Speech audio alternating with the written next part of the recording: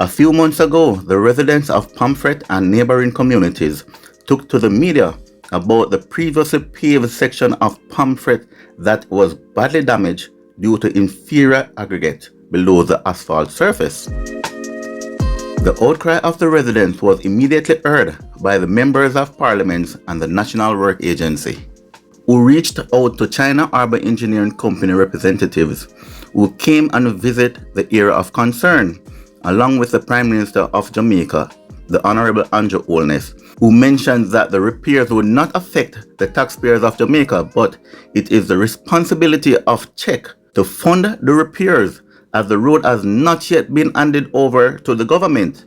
And if it was handed over to the government, there's a 2 years timeline in which China Harbour Engineering Company is responsible for the maintenance of the roads done under the St. Thomas Highway and Road Improvement Project contract.